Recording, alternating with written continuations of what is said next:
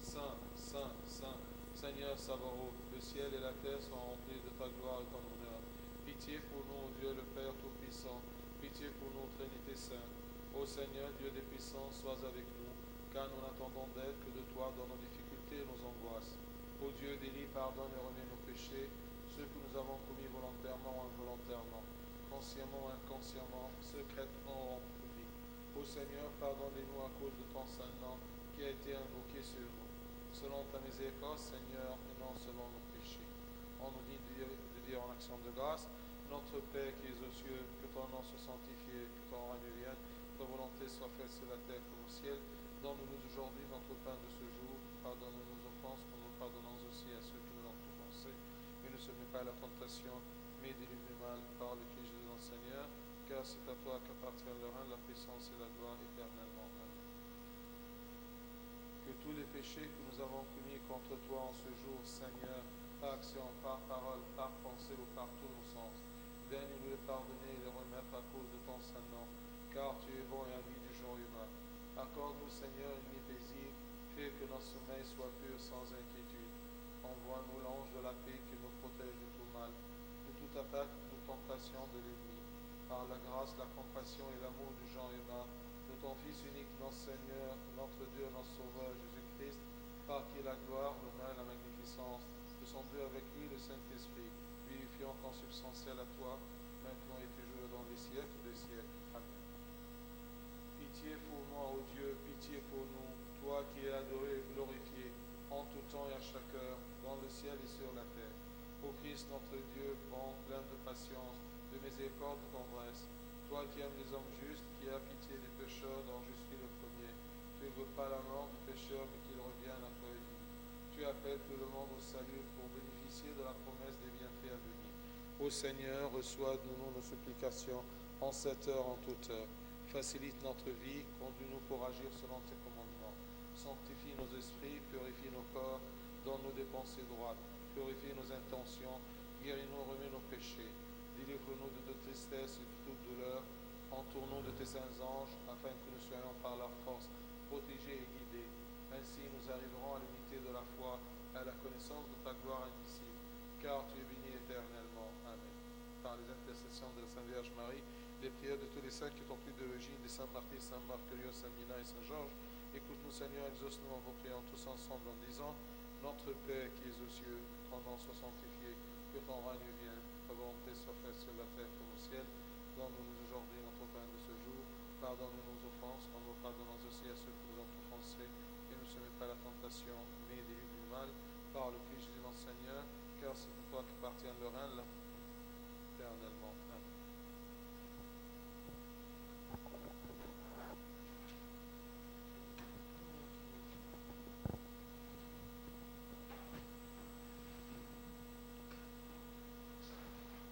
Au nom du Père, du Fils, du Saint-Esprit, un seul Dieu. Amen. On va remettre un peu les Romains, d'accord, jusqu'à que on termine un peu le carême. Ça dépend, d'accord, parce que parfois il y a des sujets qu'on ne peut pas les laisser passer.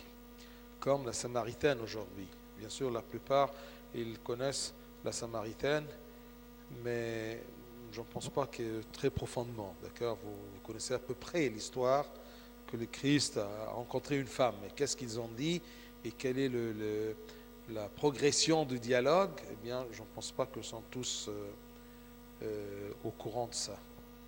Alors, il y a des questions là.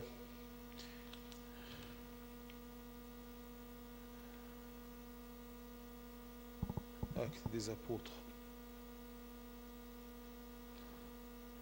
Chapitre 10, verset 38.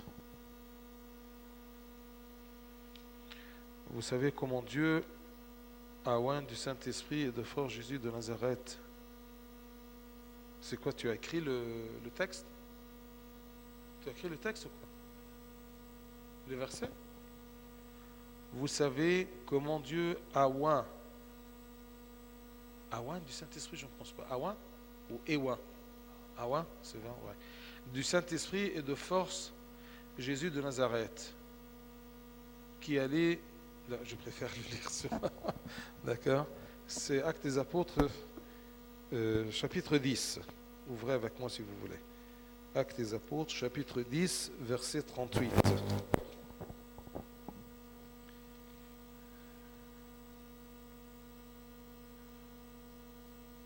Alors Pierre, ouvrant la bouche, dit, « En vérité, je reconnais que Dieu ne fait point exception de personne. » 38. Vous savez comment Dieu a oint du Saint-Esprit et de force Jésus de Nazareth, qui allait de lieu en lieu faisant du bien et guérissant tous ceux qui étaient sous l'empire du diable, car Dieu était avec lui.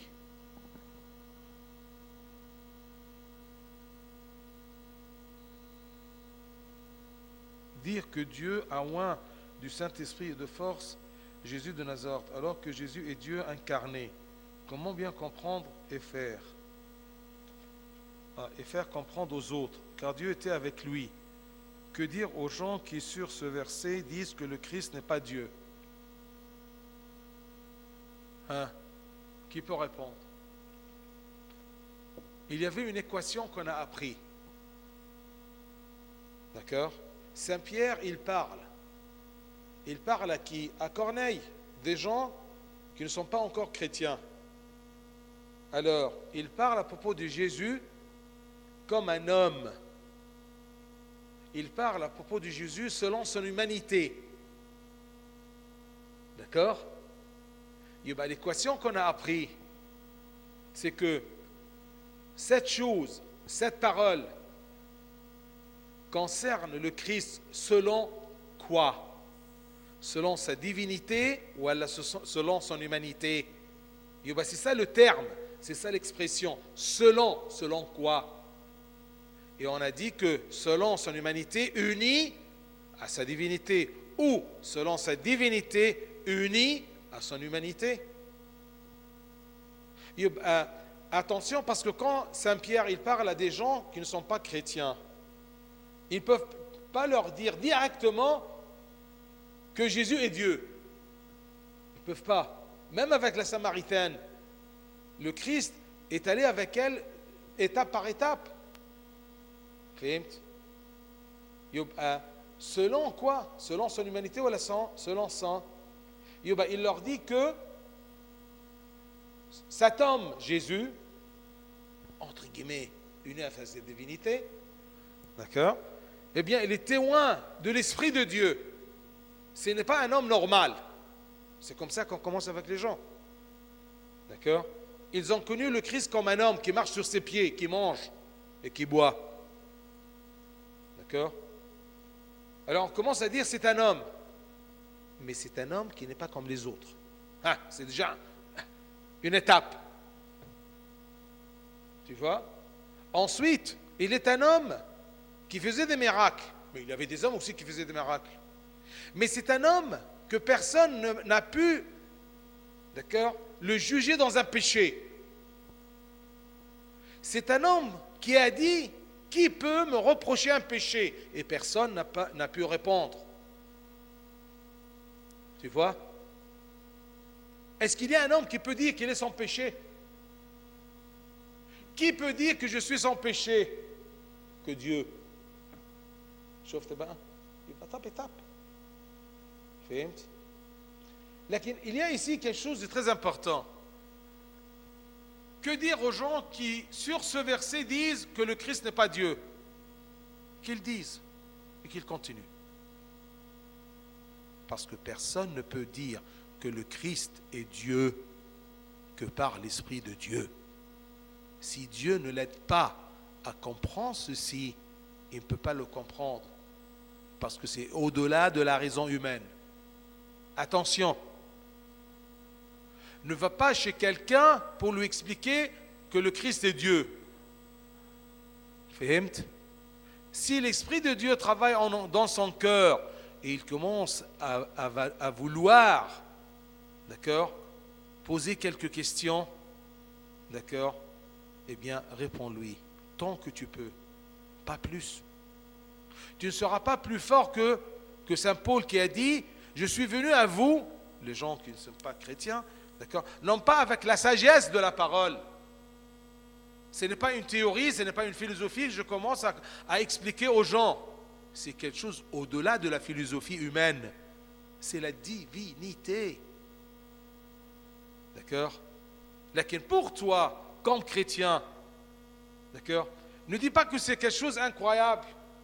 Non, c'est parce que Dieu, d'accord, même dans les autres religions, ils ont que l'arbuste a parlé. D'accord? Il y avait du feu et l'arbuste ne brûlait pas. Et Moïse, même dans les autres religions, d'accord, qui connaissent les prophètes, d'accord, ils ont cru que cet arbre-là, Dieu a parlé de l'arbre. C'est écrit dans le Coran. Alors, si Dieu, je ne peux pas dire s'incarner dans un arbre, mais il prend sa voix, il prend sa parole, elle peut prendre la forme de l'arbre. Quel est le plus prestigieux, l'arbre ou l'homme? Et bien, si la parole de Dieu s'incarne en homme, c'est plus prestigieux. D'accord, monsieur? Parce qu'il y a parfois des choses que nous, les chrétiens, on veut la soumettre à notre raison et on prend comme raison, d'accord, ou comme justification que je pense comme ça. Comment dire aux autres et comment te dire à toi?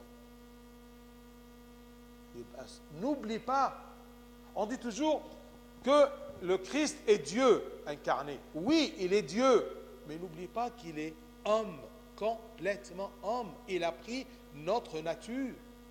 C'est pour cela qu'il n'est pas descendu du ciel.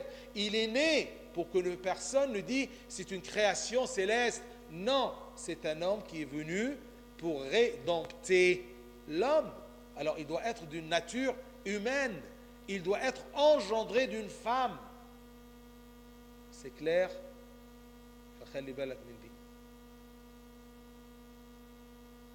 Quand l'Esprit Saint illumine le corps d'une personne et tu lui réponds en disant une phrase, elle le comprend. Comment? Comment faire à comprendre à quelqu'un, sans l'aide de Dieu, que ce vin se transforme en sang de Dieu? C'est quoi ça? Balèche. Comment faire comprendre à quelqu'un très matérialiste et logique, d'accord, qu'une jeune fille peut être enceinte sans connaître un homme? Comment? Comment peut-on créer un ciel? خد بلاش مش انت عندك la médecine et toutes les recherches humaines ماشي طب انا هجيب لك نويو واجيب لك بلازما واعمل لي une cellule.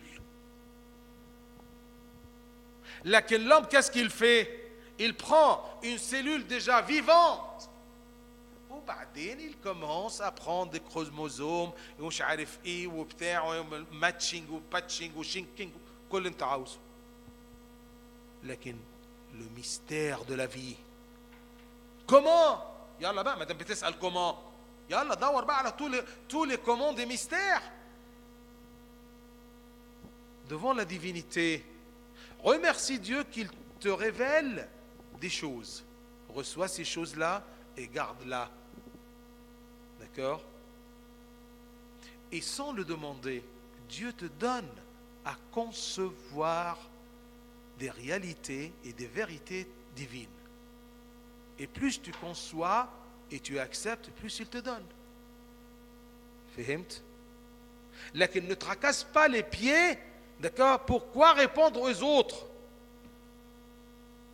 Là, les autres, le premier qui leur répond, c'est l'Esprit de Dieu qui œuvre en la personne. Et toi, tu n'es qu'un petit messager, un petit outil. فهمت؟ يعني ne t'inquiète pas à propos des autres. Là, pose tes questions pour savoir, parce que parfois c'est bien que tu as dit comment comprendre ce verset. D'accord? Tu veux toi-même comprendre le verset, c'est bien. D'accord? Là, attention, il y a des limites, on ne peut pas dépasser parce qu'on ne sait pas. Et pourquoi on ne sait pas? Parce que ce n'est pas l'homme qui cherche, c'est Dieu qui révèle. D'accord? Ce que Dieu veut que tu saches, il te l'a dit là. En plus, il a révélé quelques secrets à quelques-uns de ses hommes. فهمت؟ بس. Ensuite, car il est impossible que ceux qui ont été éclairés, qui ont goûté le don céleste, qui sont encore tombés, soient encore renouvelés et amenés à la repentance. Que signifie ce verset de Saint Paul? Si nous le prenons au premier degré, surtout pas au premier degré. Tu as répondu. D'accord? Une partie. Parce que le verset est très dur. Si tu le prends au premier degré, c'est-à-dire à la lettre. D'accord? Ça veut dire que celui qui a connu le Christ et s'est éclairé, d'accord, s'il tombe, il ne peut pas se lever, se relever. Donc, il n'y a pas une place de repentir. C'est ça le premier degré. C'est faux. D'accord? Parce que tu n'as pas compris qu'est-ce que ça veut dire éclairer et qu'est-ce que ça veut dire tomber. Fahmt? Bas. Si nous le prenons au premier degré, personne ne peut être sauvé, car tous nous péchons chaque jour et on va retomber. Oui ou non? Donc, quel est le sens? Car il est impossible que ceux qui ont été éclairés, qu'est-ce que ça veut dire éclairer? C'est ça la clé. D'accord? Tu as pris le reste du verset sans être sûr que le sens de la première partie du verset est clair dans ta tête. Oui, car il est impossible. Et puisque la parole de Dieu dit que c'est impossible, c'est impossible. Car il est impossible que ceux qui ont été éclairés, qui ont goûté le don céleste, et ensuite on n'a pas écrit le reste, et qui sont encore tombés, soient encore renouvelés. Ah, renouvelés. Éclairés, renouvelés. Je vais te le dire en français facile. Là, en théologie facile. Une fois que la personne a cru en Christ, qu'il va le renouveler et le sauver, s'il tombe, tombe. S'il nie, d'accord, le rôle de sauveur au Christ, il ne peut pas être renouvelé. Fahmt? Je répète ou c'est clair? Baisse. Être éclairé, c'est quoi? J'étais dans l'obscurité, sans sauveur, je n'avais pas la foi. Une fois éclairé, et j'ai connu la vérité que j'ai besoin d'un sauveur, et le sauveur est Christ. Si je retombe de cette vérité et de cette foi, je ne pourrai plus être renouvelé. Je ne pourrai plus être sauvé, puisque je ne crois pas au Sauveur. Parce que le salut, c'est comme exactement, le Christ est venu, il a accompli le salut, il a préparé le repas, il a préparé le chèque du salut. Il nous dit, Yal, chacun il vient en profiter. Le salut est accompli, le repas est sur la table. Viens et mangeons. Tu as compris? Si tu refuses de participer et de prendre, il a préparé ce sacrement de la communion, de l'Eucharistie, son corps et son sang. Il te dit, celui qui mange mon corps et mon sang, je serai en lui et lui en moi. Si tu viens et tu prends, mais attention, avant de venir, tu as besoin d'avoir la foi et d'être baptisé et de te repentir et venir. Mais par la faiblesse humaine, tu peux tomber. Ah, le sens de tomber ici, de pécher. Pas de nier, d'accord, le salut du Christ. pas de nier le Christ comme sauveur. Tu as compris? Baisse.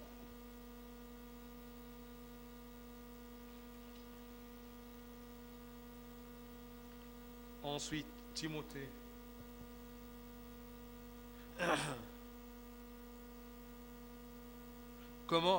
Philippiens. Comment comprendre le